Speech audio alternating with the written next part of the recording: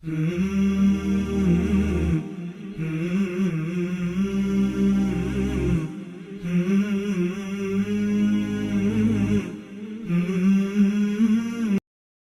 الرجيم بسم الله الرحمن الرحيم والذين آمنوا وعملوا الصالحات سندخلهم جنات تجري من تحتها الأنهار خالدين فيها أبدا وعد الله حقا ومن أصدق من الله قيلا۔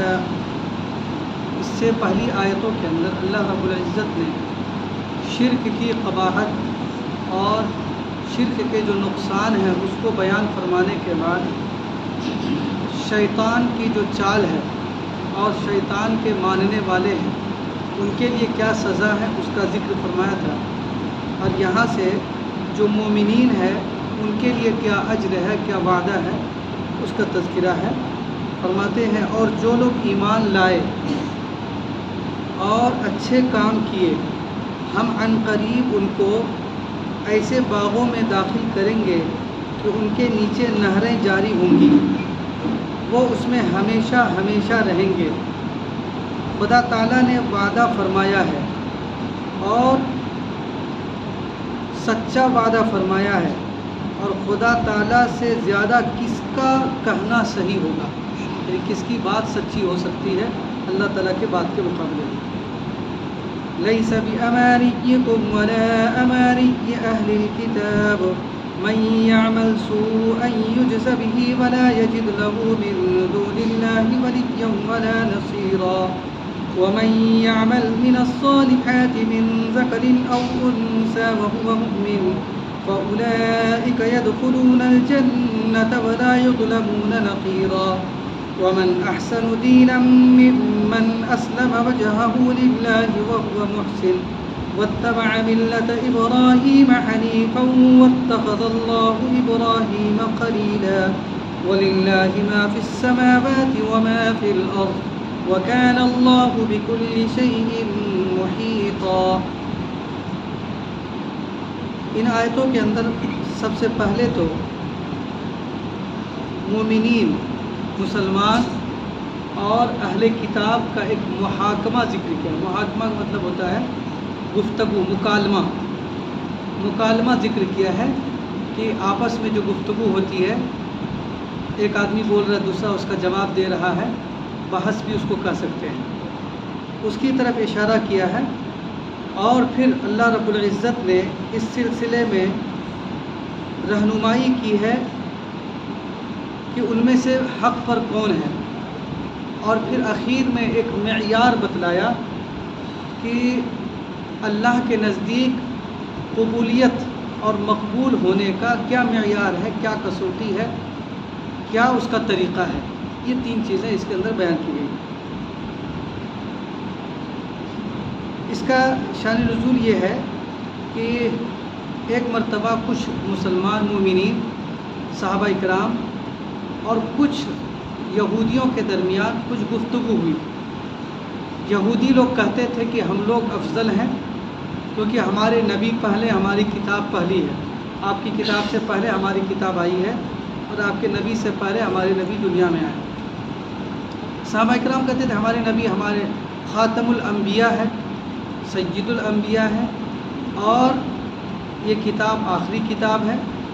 اس کتاب نے اور اس شریعت نے پچھلی تمام شریعتوں کو منسوخ کر دیا، ناقابل عمل قرار دے دیا، قابل عمل صرف ہماری شریعت ہے۔ اللہ تعالیٰ فرماتے ہیں کہ صرف زبانی دعووں سے کچھ نہیں ہوتا، امیدیں ظاہر کرنے سے کچھ نہیں ہوتا، کسی نبی کی امت میں ہے کیا ہے، کس کے پاس کتنا کیا ہے، اس سے کوئی فرق نہیں پڑتا۔ اصل معیار ہے عمل صالح۔ اگر کوئی شخص آخری نبی آخر الزماں کی امتی بھی ہیں، ان کے پاس کتاب ہدایت بھی ہے، اگر عمل نہیں ہے تو صرف امت میں ہونے سے فخر کرنے کا حق نہیں ہے۔ اللہ رب العزت ان کو سزا دیں گے اگر عمل سے بالکل کورا ہے، ذرہ برابر عمل نہیں ہے۔ تو اصل جو ہے فخر کی چیز وہ عمل ہے۔ صرف زبانی دعویٰ کرنا کہ ہم یہ ہیں، ہم فلاں ہم یہ ہیں، اس سے کوئی فائدہ نہیں ہے۔ اصل عمل ہے، عمل اختیار کر لیا اور اللہ کے احکام کو بجا لائے، یہی فخر کی چیز ہے، اور اس کے علاوہ صرف زبانی دعویٰ کرنا صحیح نہیں ہے۔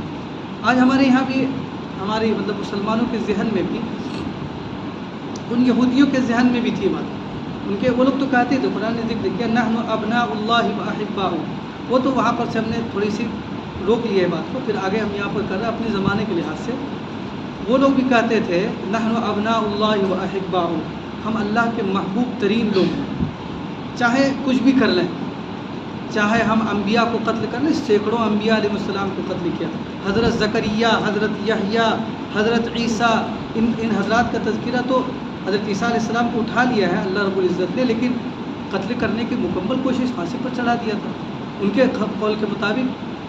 تو اور بھی کئی انبیاء علیہ السلام کو ان لوگوں نے قتل کیا ہے، لیکن پھر بھی ان کا دعویٰ ہوتا تھا کہ ہم اللہ رب العزت کے چہیتے ہیں۔ ہر طرح کی برائیاں تھیں، اللہ کی جو کتابیں تھیں اس کے اندر تبدیلی کر دی، پھر بھی ان کا دعویٰ تھا کہ ہم اللہ رب العزت کے چہیتے ہیں۔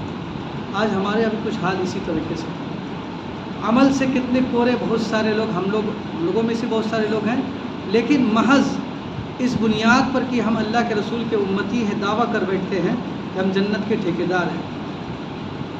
یقیناً یہ برحق ہے، یہی شریعت برحق ہے، لیکن عمل کے اوپر ہے، محض زبانی دعوے سے کچھ نہیں ہوتا ہے۔ بس ذہن میں بیٹھا لیا ہے کہ ہم بس ایمان والے ہو گئے ہیں کہنے والے، باقی عمل کچھ بھی نہیں کریں گے تب بھی ہمارے لیے اللہ رب العزت نے گویا جنت کو واجب قرار دے دیا ہے۔ ایسا کچھ نہیں ہے، ورنہ تو یہ قرآن کے اندر، احادیث کے اندر جو عمل کی اتنی ساری فضیلتیں ہیں اور عمل نہ کرنے پر جو وعیدیں ہیں، اللہ رب العزت نے جو جنت جہنم کے وعدے کر رکھے ہیں، وہ سب تو بیکار ہو جائیں گے پھر۔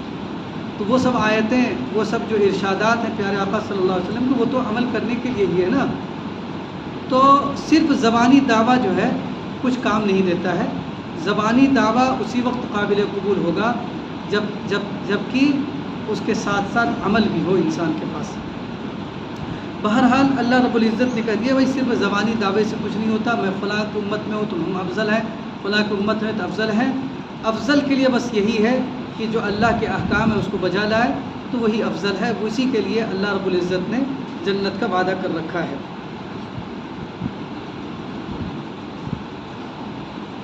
لیس بِأَمَانِيِّكُمْ، تمہاری تمناؤں سے کام چلتا ہے، نہ تمہاری تمناؤں سے کام چلتا ہے۔ تمنا مطلب دعویٰ، یہ جو دعویٰ کر رہے ہیں کہ ہم کو ایسا ہے، نہ تمہاری تمناؤں سے کام چلتا ہے اور نہ اہل کتاب کی تمناؤں سے۔ جو شخص کوئی برا کام کرے گا وہ اس کے بدلے سزا پائے گا۔ بالکل اللہ تعالیٰ نے فیصلہ کر دیا، برا کام کرو گے اس کی سزا ملے گی، چاہے امت میں ہو یا کچھ بھی ہو، لیکن جو غلط کام کیا تو اس کی سزا ملنی ہے۔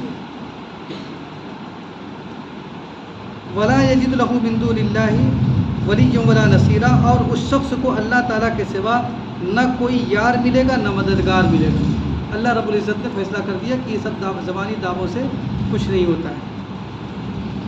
اور جو شخص، پھر ایک اصول بیان کر دیا، اور جو شخص کوئی نیک کام کرے گا، خواہ وہ مرد ہو یا عورت ہو، بشرطے کہ وہ مومن ہو، سو ایسے لوگ جنت میں داخل ہوں گے اور ان پر ذرہ برابر بھی ظلم نہ ہوگا۔ یعنی اہل کتاب میں بھی فیصلہ کر دیا کہ مومن ہونا شرط ہے، لیکن اے مومنو تم بھی یہ مت سمجھو کہ صرف مومن ہونے سے ہمارے لیے فخر کی بات ہو گئی۔ صرف مومن ہونا کافی نہیں ہے، بلکہ اس کے ساتھ ساتھ جو اعمال صالحہ ہیں اس کو بھی کرنا ضروری ہے، اور اگر غلط اعمال کیے تو ایسی صورت میں اللہ تعالیٰ فرماتے ہیں کہ اس کا بدلہ ملے گا۔ تو مومنین کو گویا کہ تنبیہ ہو گئی کہ یہ سب بحثیں مت کرو، اصل عمل پر توجہ دو۔ اگر عمل ہے تمہارے پاس تو اللہ رب العزت فرماتے ہیں کہ فَأُولَٰئِكَ يَدْخُلُونَ الْجَنَّةَ، وہ جنت میں داخل ہوں گے۔ اور اگر بد اعمال ہیں تو پھر جو ہے امت میں ہونا کوئی فائدہ نہیں دے گا۔ جب عمل ہی نہیں کیا ہے، برے برے کام کیے، جرائم کیے، کرائم کیے ہیں، تو ایسی صورت میں امت میں ہونے کیا فائدہ؟ وَلَا يُظْلَمُونَ نَقِيرًا، اور ان پر ذرا بھی ظلم نہ ہوگا۔ ایک فرقہ گزرا ہے، وہ گمراہ فرقہ گزرا ہے۔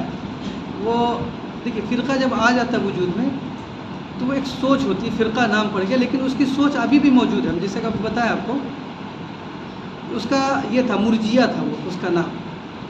اس کا کہنا تھا کہ جب ہم ایمان لے آئے تو کوئی بھی گناہ ہم کو نقصان نہیں پہنچائے گا، یعنی بس ایمان لے آئے ہو گیا سب. گمراہ فرقہ تھا وہ، تو وہ ناپید ہو چکا ہے. وہ فرقہ کے نام سے کوئی کہیں نہیں ہے، لیکن ہم مسلمانوں کے ذہنوں میں اس طرح کی باتیں ہیں، اور نہیں ہے تب بھی عمل سے ہم لوگ یہی ظاہر کرتے کہ ہم مسلمان ہو گئے، سب کچھ ہو گیا، ہمارے لیے جنت واجب ہو گئی، دیکھا جائے گا، ہو جائے گا، اللہ تعالیٰ رحیم و کریم ہے.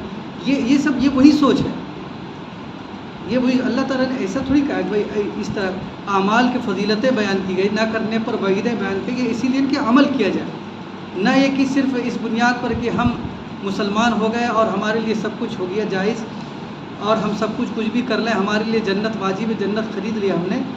یہ سوچ صحیح نہیں ہے، لیکن ہمارے اندر پائی جاتی ہے سوچ. ہمارے اندر بہت سارے لوگوں کے اندر یہ سوچ پائی جاتی ہے. کہاں انبیاء علیہم الصلاۃ والتسلیم اللہ کے صفت غنا، اللہ غنی بھی ہے نا، غنی کا مطلب مالدار کر دیتے، غنی کا مطلب وہ ذات جس کو کسی کی ضرورت نہیں ہے. ہماری ضرورت نہیں، ہماری عبادت کسی چیز کی ضرورت نہیں، اس کو ہماری کسی چیز کی ضرورت نہیں ہے. اگر وہ ہمارے عمل کو قبول کرتا تو اس کی مہربانی ہے. تو یہی وجہ ہے کہ جو اللہ والے ہیں، اور قرآن و حدیث، خود اللہ کے رسول صلی اللہ علیہ وسلم نے بھی فرمایا کہ کل قیامت کے روز جو ہے وہ کوئی بھی شخص اپنے عمل کی بدولت جنت میں نہیں جا پائے گا. اللہ کا فضل ہوگا، لیکن وہ فضل ہوگا عمل کی بنیاد پر. اسی لیے جن کو اللہ کی سچی معرفت حاصل ہے وہ ڈھیر سارا عمل کرنے کے بعد بھی ڈرتے ہیں، کیونکہ اس کو ضرورت نہیں ہمارے عمل کی. پورے اخلاص کے ساتھ بہت سارے نیک اعمال کرتے پھر بھی ڈرتے ہیں. اور یہی جو ہے اللہ والے کی صفت ہے، اور یہی صحابہ اکرام کی بھی صفت ہے. حضرت ابوبکر صدیق رضی اللہ تعالیٰ عنہ بھاگے آ رہے ہیں. حضرت حنظلہ رضی اللہ تعالیٰ عنہ، نافقہ حنظلہ منافق ہو گیا، کتنے پکے صحابی ہیں. حضرت ابوبکر صدیق رضی اللہ تعالیٰ عنہ کو بتایا حالات، وہ بھی کرے گا ابوبکر بھی منافق ہو گیا. ڈر ہے، ڈر. تو وہ اللہ رب العزت جو ہے بہت بے نیاز ہے. غنی کا معنی بے نیاز ہے. تو ایک آدمی جو ساری زندگی عمل کرتا ہے، مکمل طور پر اللہ کا دھیان رکھ کر عمل کرتا ہے، پھر بھی وہ ڈر رہا ہے. اور ایک ہماری حالت ہے کہ کر کچھ نہیں رہے ہیں، اور زبانی دعویٰ ایسا ہے کہ لگتا ہے جنت کو ہم نے خرید لیا ہے. کرنے کی ضرورت ہے. وَمَن يَعْمَلْ، تو اللہ رب العزت نے اپنا اصول بیان کر دیا کہ جو بھی اچھا عمل کرے گا اس کے لیے جنت ہے. حالت ایمان شرط ہے اس کے ساتھ ساتھ. تو پھر یہودیوں کو بھی یہیں سے خارج کر دیا، ان کے پاس تو ایمان ہی نہیں ہے. ایمان کا ایک جز ہے محمد الرسول اللہ، وہ اس کو مانتے نہیں ہیں. اگر لا الہ الا اللہ کو مانتے بھی ہوں تو محمد الرسول اللہ کے بغیر ایمان مکمل نہیں ہے، اس لیے وہ مومن ہے ہی نہیں ہے. تو یہاں اشارہ کر دیا اور فیصلہ بھی کر دیا کہ وہ تو حق پر آ ہی نہیں سکتے. لیکن تم بھی محض نبی کی امت میں ہونے پر تکیہ اور بھروسہ کر کے مت بیٹھ جاؤ، بلکہ جو اعمال دیے گئے، جو احکام دیے گئے اس پر عمل کرو، اور اسی پر تمہارے لیے جنت اور نجات کا مدار ہے.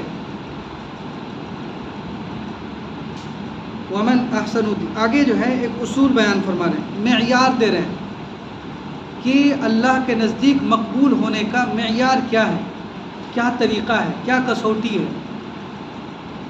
فرماتے ہیں ومن احسن دینا، اور ایسے شخص سے زیادہ اچھا کس کا دین ہوگا، ایسے شخص سے اچھا کس کا دین ہوگا جو کہ اپنا رخ اللہ تعالیٰ کی طرف جھکا دے، اپنے آپ کو اللہ کے سپرد کر دے. ہماری نماز، ہمارا روزہ، ہماری زکوٰۃ، ہمارا حج، ہماری ساری کی ساری عبادتیں اللہ کے لیے ہو جائے. اسی کا نام تو اخلاص ہے. تو اس جملے کا خلاصہ کیا ہو گیا؟ اخلاص، اللہ واسطے کام کرنا. اس جملے کا خلاصہ کیا ہوا؟ اخلاص. اگلا ہے دو ہی شرط ہے. ایک شرط ہو گئی اخلاص، اللہ کے مقبول ہونے کی. وَهُوَ محسن، اور وہ اچھی طریقے سے عمل کرنے والا ہو. امام ابن کثیر رحمۃ اللہ علیہ اور مفسرین حضرات نے اچھے طریقے سے عمل کرنے کی تفسیر لکھی ہے کہ اس کا وہ عمل سنت و شریعت کے مطابق ہو، اپنے من گھڑت طریقے سے نہ ہو، تب یہ عمل جو ہے اچھے طریقے سے ہوگا.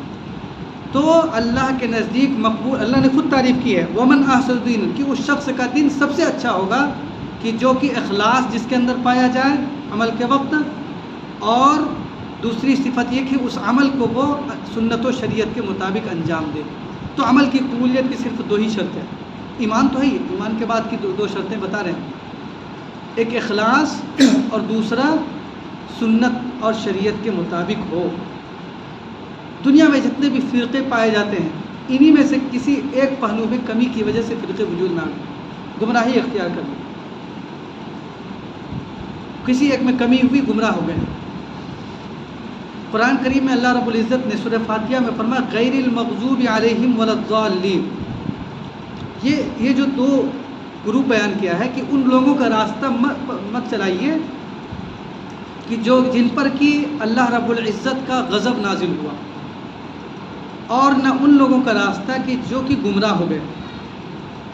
تو یہ جو غضب والے ہیں یہ وہ لوگ ہیں کہ جن کے اندر اخلاص تو تھا لیکن انہوں نے جو ہے اپنے نہیں، یہ وہ لوگ تھے جن کے اندر اخلاص ہی نہیں تھا، یعنی اللہ واسطے کام نہیں کیا تھا، جس کی وجہ سے ان پر اللہ کا غضب نازل ہوا۔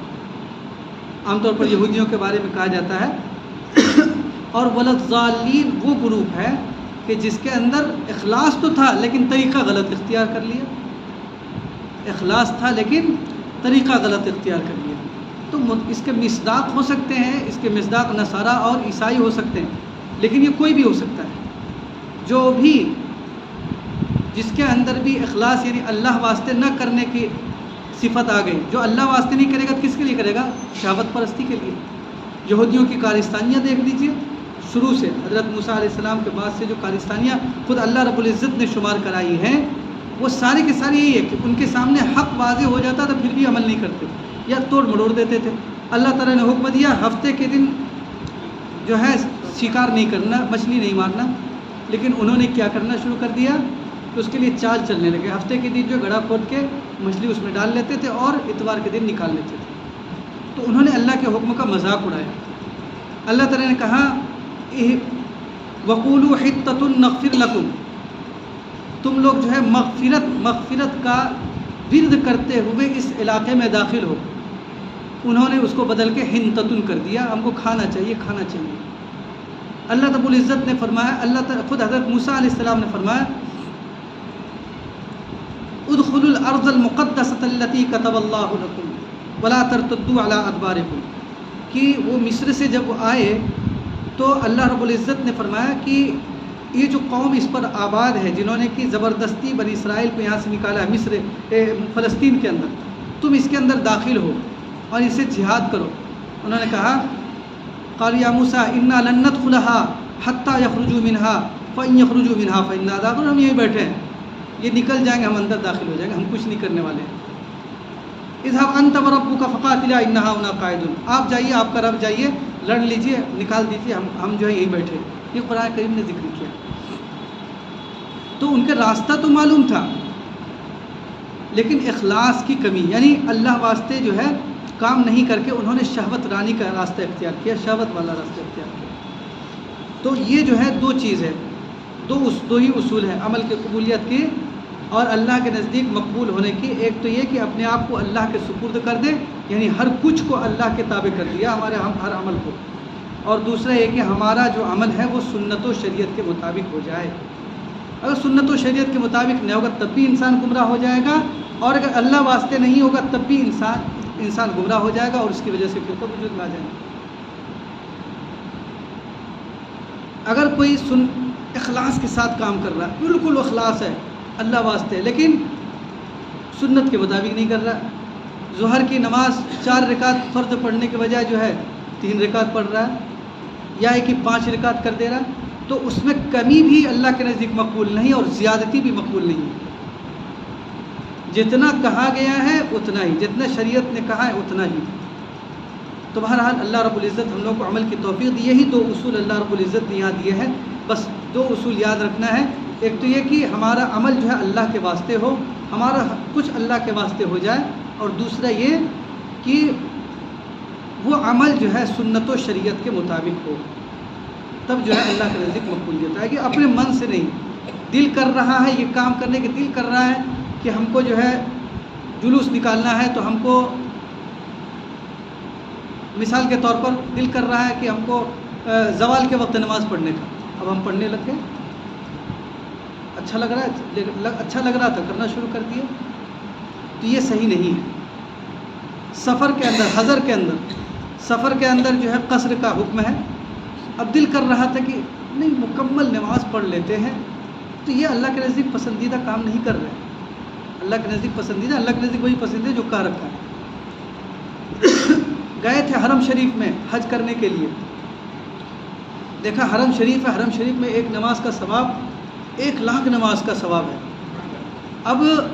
اب جو ہے کوئی شخص کہے کہ 8ویں ذی الحجہ کو ہم کو مینا جانا ہے, کہے کے لیے مینا جائیں گے, ہم یہاں 1,00,000 نماز کا ثواب یہیں کما رہے ہیں, ڈائریکٹ عرفات چلے جائیں گے, تو یہ سنت والا کام نہیں ہے. حکم جو ہے وہی کرنا ہے. ٹوپی کھول کے نماز نہیں پڑھے حرم شریف میں, حالت احرام میں کیسے سر ٹوپی کھولیں گے؟ ٹوپی پہن لیتے اچھا لگے گا, نہیں چلے گا. جو شریعت نے کہا ہے وہی ہے, شریعت نے جو کہا ہے وہی ہے. عرفہ سے نکلتے ہیں, میدان عرفہ سے نکلتے ہیں, مزدلفہ جاتے ہیں, اور مغرب کے وقت نکلتے ہیں, سورج غروب ہوتا رہتا ہے, نکلتے ہیں. مغرب کا وقت بھی کبھی بھیڑ میں وہیں ہو جاتا ہے, نماز نہیں پڑھنی مغرب کی. دل کہ نماز تو کبھی نہیں ہمارے وقت سے چھوٹا, نہیں چھوٹا, آج چھوڑنا ہے. شریعت نے یہی حکم دیا, تو جو کہہ دیا وہی کہہ دیا, وہی کرنا ہے, وہی شریعت ہے. اپنے من سے اگر کچھ بھی ہم عمل کر رہے ہیں وہ شریعت نہیں ہے, وہ تو اپنی نفسانی خواہشات ہیں. ومن احسن دینا, اور ایسے شخص سے زیادہ اچھا کس کا دین ہوگا جو کہ اپنا رخ اللہ تعالیٰ کی طرف جھکا دے, اور وہ مخلص بھی ہو, اور وہ ملت ابراہیمی کا اتباع کرے جس میں کجی نام نہیں ہے. اور اللہ تعالیٰ نے ابراہیم علیہ السلام کو اپنا خالص دوست بنایا, یعنی اللہ رب العزت نے ایک آئیڈیل بھی پیش کر دی حضرت ابراہیم علیہ السلام کا. وللہ, اور اللہ تعالیٰ ہی کی ملک ہے جو کچھ بھی آسمانوں میں ہے اور جو کچھ بھی زمین میں ہے. یہ حضرت ابراہیم علیہ السلام کا نام پیش کیا تھا دراصل یہودیوں کے لحاظ سے, چونکہ یہ جو حضرت ابراہیم علیہ السلام وہ لوگ بھی حضرت ابراہیم علیہ السلام کو مانتے تھے. وہی ہے کہ ان کی طرح بن جائیے آپ, یہی کہا اللہ رب العزت, ان کی طرح بن جائیے نا.